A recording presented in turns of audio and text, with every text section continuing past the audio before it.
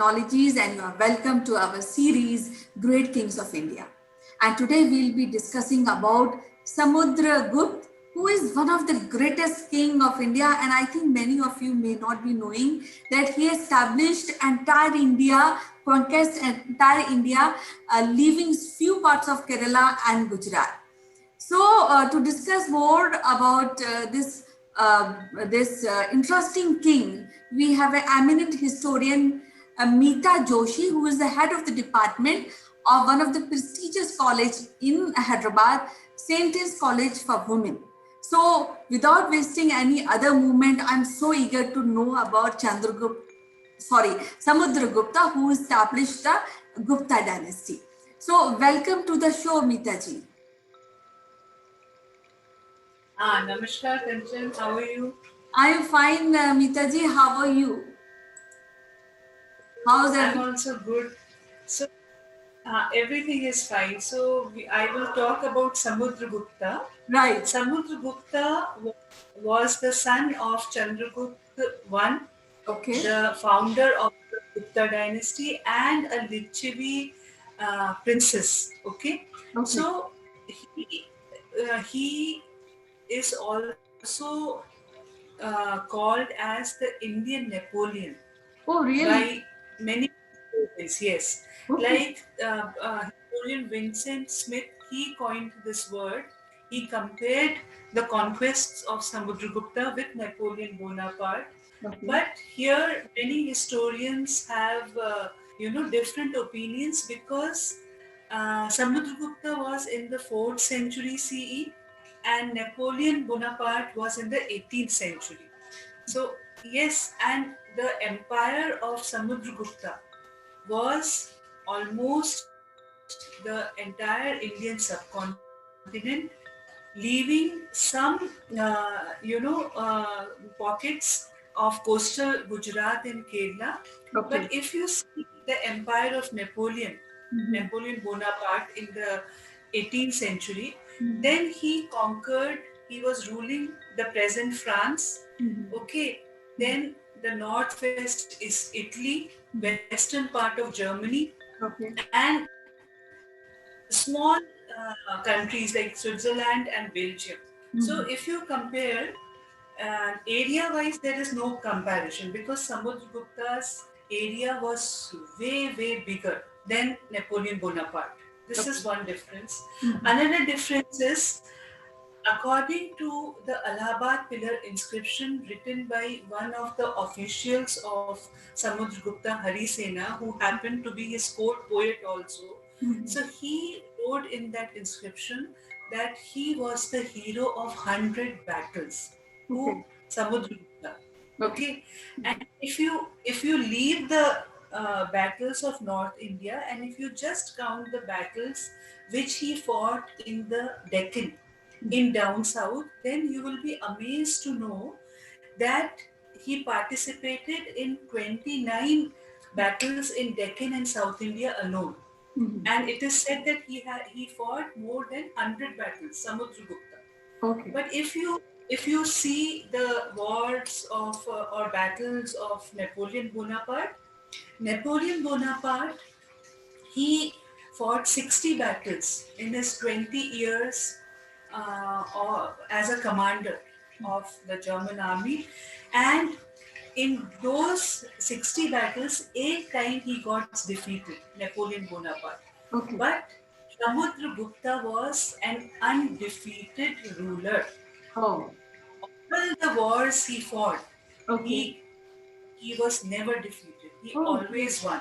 Yeah. Okay, and then Samudragupta was a ruler, Mhm. but Napoleon was made a prisoner by the Britishers, and he died in captivity in Saint Helena in one Yeah. of the islands. Right. So the comparison, you can say that okay, the conquests of Samudragupta and conquests of Napoleon were similar. Okay, but you cannot compare Samudragupta with Napoleon because if you see the personality, if you see his rule, there is no comparison. Napoleon, and as I told you, Napoleon was in 18th century.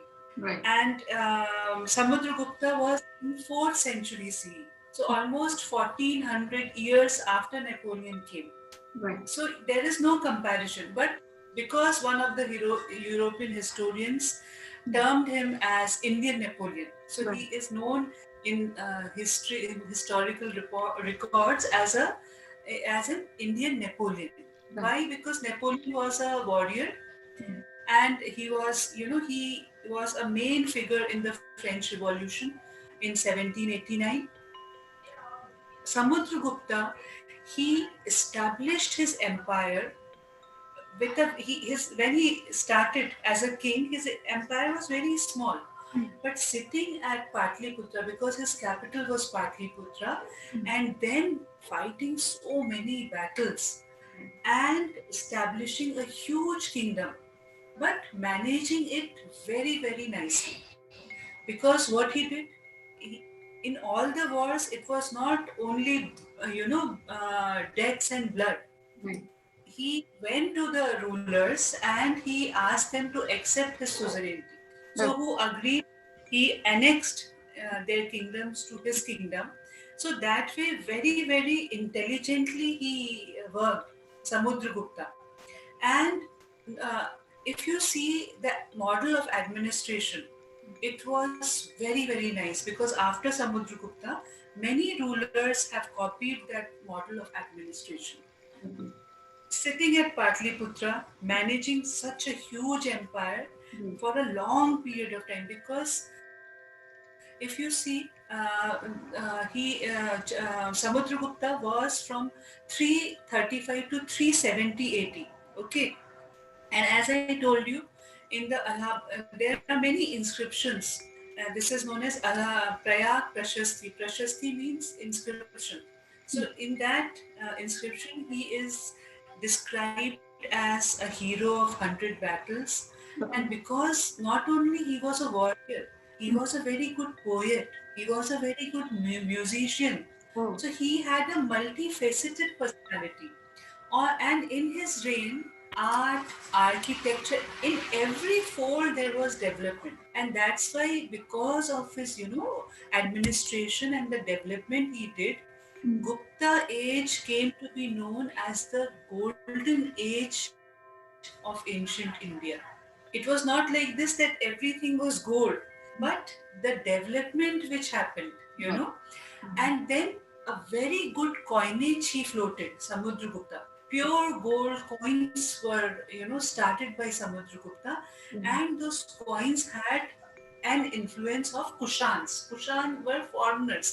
Right. So when you see the coins, Right. the dress which Mm. the emperor is wearing only had little differences there, because they used to Kushans used to wear a pointed hat. He was not wearing a pointed hat, Samudragupta.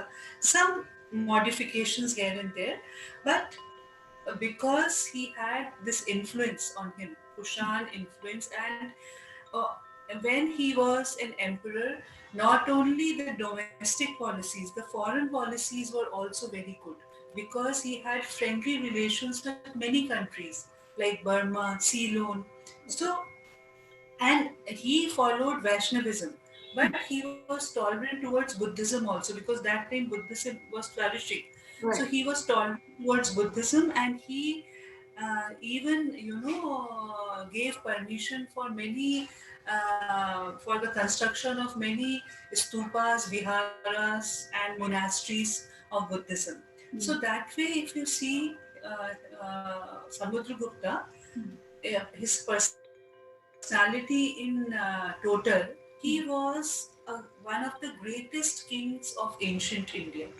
One of the Yes, greatest I king. can And very well understand that yeah, because if we see into the modern India, even Maratha also moved towards north, and they were not able to sustain that empire, though they were so strong empire, and I can very well visualize the empire so big. I mean, from north, from maybe Kashmir to really Kanyakumari, leaving few parts of Kerala and few parts in Gujarat, and then maintaining it. huh, coastal Gujarat and Kerala were left.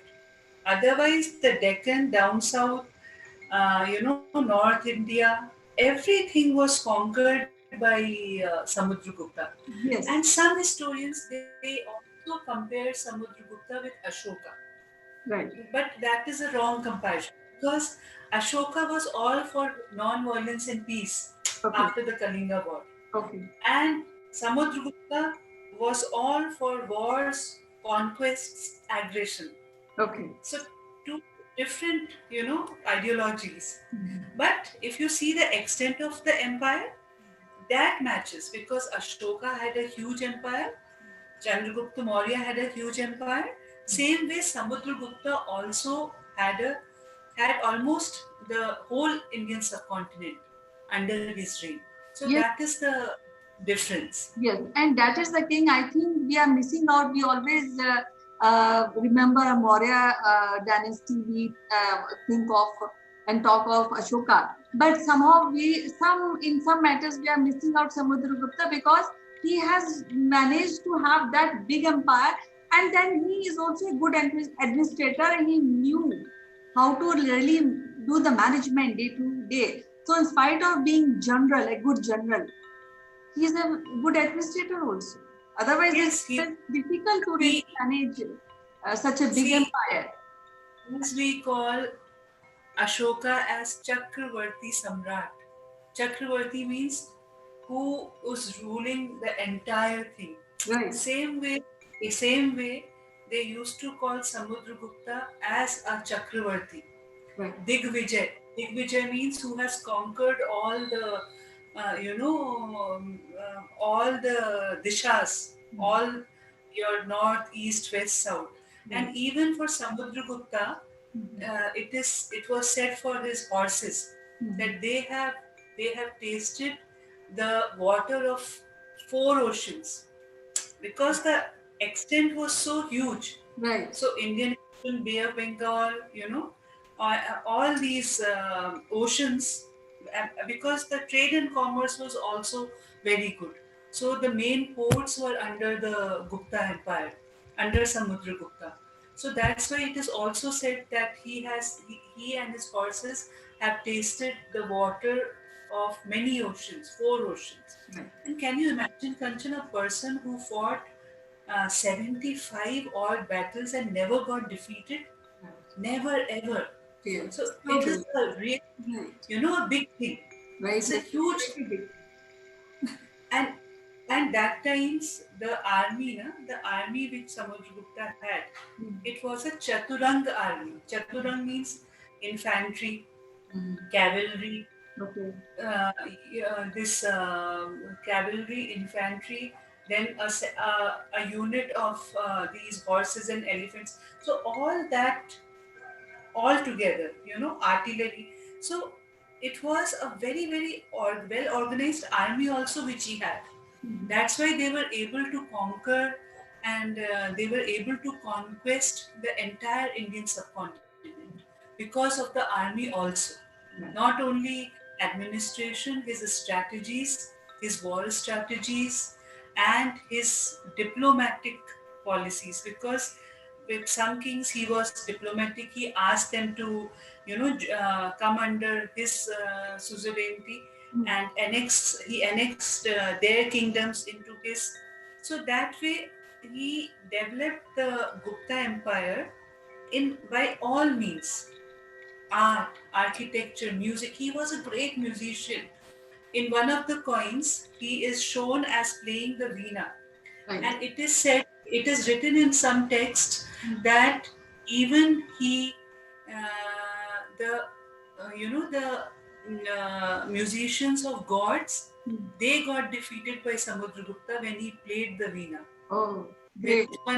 is one He's a story. he's a master. Ha. I think he was a good personality.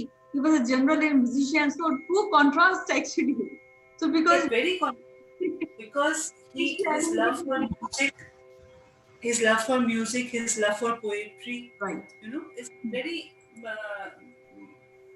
another side of his personality. Right. But he was like that, Samudragupta. A great warrior king. You can call him a great warrior king, a good administrator, and because of him only the Gupta age reached the glory, and that's why the Gupta age was known as the golden age in ancient India, I know. because of all round development, I know. art, architecture, administration, everywhere the progress was seen. That's why it is known as the golden age. But after him, like the successors, Ram Gupta, Skand Gupta, they were not as great as Samudragupta, but somehow they managed, to take the legacy forward. But the face of Gupta Empire is only Samudragupta. Okay. Only Samudragupta. No one else. So it was so wonderful to talk to you today. We will be discussing Samudragupta, who is the greatest, one of the greatest king of ancient India, tomorrow. And we'll discuss more about how he managed such a big empire and how he managed his army in our other series. For today, it was so wonderful to really talk to you and know more about Samudragupta. I'm sure our viewers will be benefiting about to know about this knowledgeable topic. So till tomorrow, bye bye, madam. Thank you, Kanchan. Thank you. Bye.